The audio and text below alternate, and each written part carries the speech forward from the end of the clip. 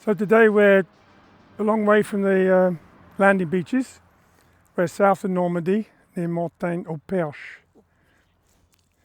Je suis with a colleague, guide, who was born in this area, and she has souvenirs of D-Day. She was 3 years old on D-Day, so we won't say when she was born. So what were your first souvenirs? My souvenirs, yes, I have souvenirs from that year when I was 3 years old. Not of the landing because we were far away from the landing, but from the occupation. And I have one remembrance particularly. One day we were a lot of people because there were a lot of refugees in our home. A lot of people were there, and we saw German soldiers coming to get things, to ask for things, and they arrived, and immediately a lady who was looking after all the children told us to go away and hide. And all of a sudden we heard the soldiers, we heard some notes, some music notes. One of the soldiers was playing on a toy piano belonging to my godmother, sorry. And it was beautiful, and this is one of my souvenirs really, which printed me in some way. So we're here at this farm, which is called Paradise, because a dramatic event happened here just after D-Day. Yes. So because of D-Day, the Gestapo, the milice, the French milice, the ones who were collaborating with the Germans and did lots of actions, not good actions, were sent. Some of them were sent inland, far away from the beaches, in order to infiltrate the resistance networks. And over here it happened as well. So in that small house there was the best friend of my parents who was living. He was asleep. His wife and housekeeper, maid. Were milking the cows, and he was still asleep, and all of a sudden a man came and knocked on the door, and he said, I'm from the resistance, I'm in the chateau next door, and I've been sent to fetch you, and you are coming with me to the chateau. So he came, and he was immediately taken, seized, and hit. Beaten, yes. Really a lot. He was attached, and finally these people belonged to the Gestapo and wanted him to give them the networks, all the people in the network next in this area. He said he didn't know anything. Finally, his wife and maid were brought too and taken to another room. So he was afraid, and I think he talked, because I think he talked finally because he was afraid for his wife. Yeah. Finally, he was probably when he had told, he was taken in a car to the mill, which was my family's house, and he was taken there. At the end of the day, it will be the end of the day. afterwards, but lots of things happened before.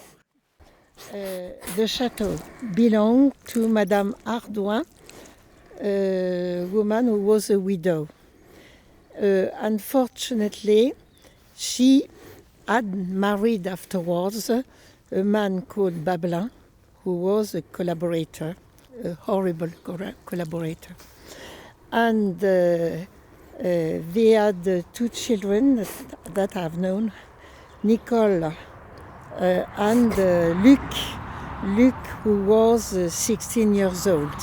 And he admired everything about Hitler, Nazis, etc.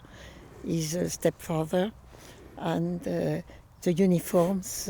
He wore German uniforms, etc. So this was with the family. We sauté à plus tard. We much later after the war. My sisters and I were in a school nearby, a private school.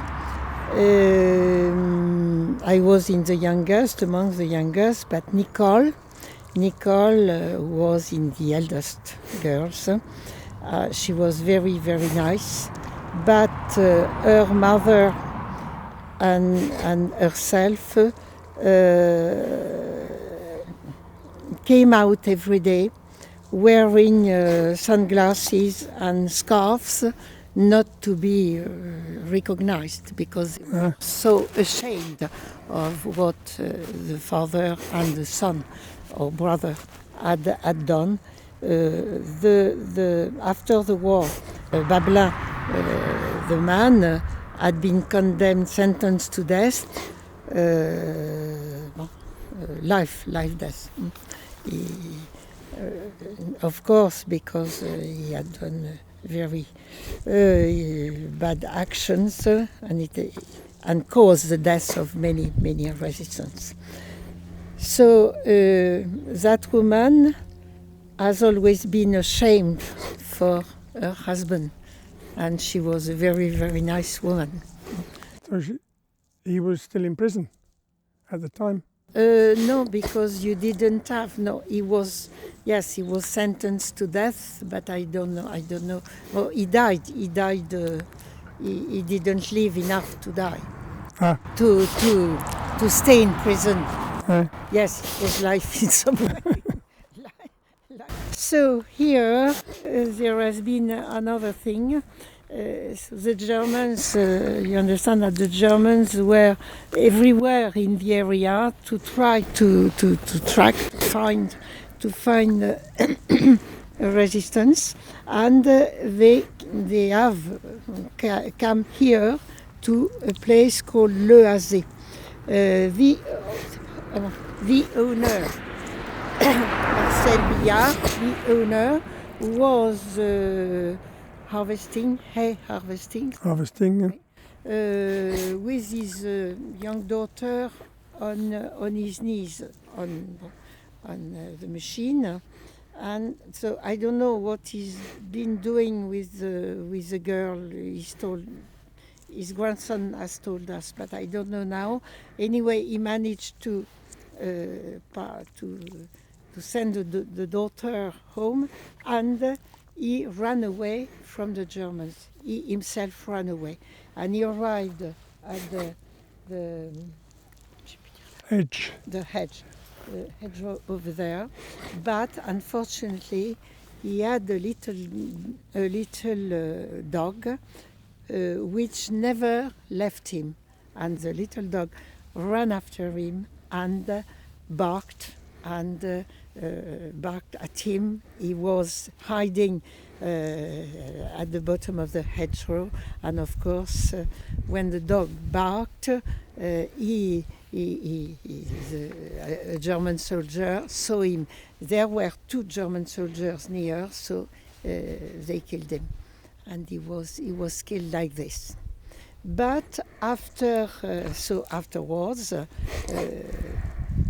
the Germans went to the farm, drank all the bottles which were there, and they were they were afterwards. They were really drunk and nervous and really horrible. One said, what about this man? They asked a person in the area for comment dit on bro? Horse cart.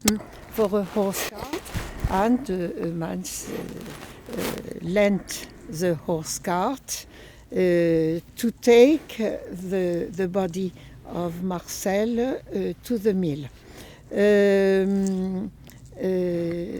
What that man has told his children is that the young man, Luc, 16 years old, remember, with a German hat on his head, was sitting next to the Frenchman in the horse cart and led him along the way to the mill. He helped the Germans and the French milice to spot all the resistance possible in the area. And that day they arrested 16 were considered. Bon, I have 19 on another record, but they were arrested in our mill. They were taken 16 that day. And you said they gouged his eyes out. Once Marcel was dead, the Germans took off his eyes and his nails, and it was horrible. So when he was taken to the mill, my godmother Wittman told that he had his head was horrible, and she took white linen in order to wrap his head because it was horrible. But and when he was, even when they were, a lot of them chained there, somebody, or some from the milice or from the Germans said, where is the corpse? The corpse, yeah. C'est encore pire. Where is the corpse? Somebody said, Luc answered, but he's over there behind the cart. He's in it. Bon, that's it. So where are we now? Where are we? In a little village called Saint-Aubin de Courteret, which means little court, because there was a court here. This small house is the house where my brother, sisters and myself were born. We were all born here, the four of us, and we've lived here a certain time before going to live to the mill nearby. My mother, being a widow, married the Miller. Mm. and when they got married, so we went to live in the mill. And my niece did the opposite way around. They came to live here instead. So you moved to the mill before D-Day? Oh, long before. I was 6 years old when we moved there. It was after? We lived here with my mother till her marriage. The day, the 15th, but no, it must have been the 14th of June. I remember in 44, my sister and I were at the gate, white gate here, and all of a sudden we saw a chain of men who were chained in 2 or 3. Well, this I didn't know, and they were walking up. I know now that it was to the famous paradise, Aye. to get into the lorries which were going to take them to Alençon, to the Château des Ducs, which was a prison where they stayed for a month. And I remember very well seeing them. They had been arrested in the mill on the left, and they were all together with others, many others of the area, and they walked to get to the lorries. And all of a sudden I said, that's Jean. Bon, Jean, one of the young men, the youngest one, who was, I think he was 17 years old, who was living at my parents because they were refugees with his parents, etc. And Jean was, I recognized him. And I said, that's Jean, that's all. And that's all. But for me, it's a very vivid souvenir. I remember it very well, seeing them. So there is now controversy because some people who study the history say that the lorries came to the mill to carry them to Alençon. But I'm sure not. I'm sure I saw them. I've not invented that. And my sister can't say. She was 2 years older, but she doesn't remember. But she remembers other things. But we were together here. Donc, bon. Alors, j'ai dit qu'on arrêtait tous les résistants du secteur. En anglais. Il est temps que je m'arrête. Oui. They were the Germans and the French milice arrested all the resistance that they could because they had the list, etc. And so they brought them here. So it was. Rien du tout. J'allais dire une bêtise. Donc they arrested them. They arrived here, and they were outside with chains, etc. But there was a German officer. He saw the people in the house, in the mill, and there was a friend of my parents, Monsieur Thuriot, John's father. They were refugees here. And so you had the father, John, and the little one, two other sons, Yves and Louis, and also Mathé, who was 12 years old. The little one, who was 11 years old, told an officer, a German officer, he said, "You're not going to take away my father."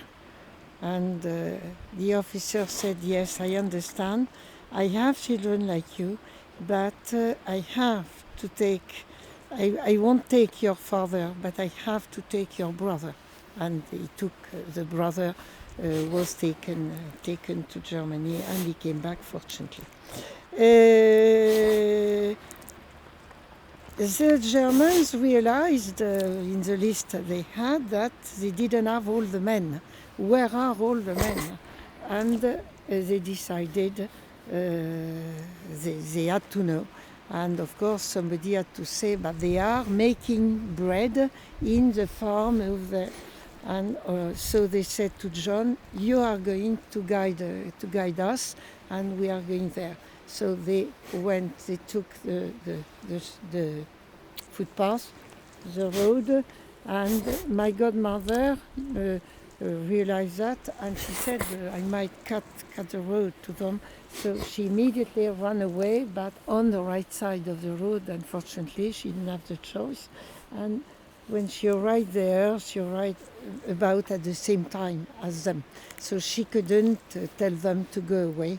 She couldn't cross the road. But John jumped over the wall because it was a fortified farm, and he shouted at them, go away, the Germans are here." But they were surrounded, so they were all taken. And then they were brought back here, except my brother-in-law, who received such stroke, A blow. a blow, yeah, that he had his mouth, The jaw the jaw dislocated. dislocated. Yes, so they had to find a doctor. So he was taken later to Arromanches in a car. And also there you had the owner and his son, the owner of the farm, who was the mayor of the village. They were taken as well, and they died in deportation. And probably the miller of our mill,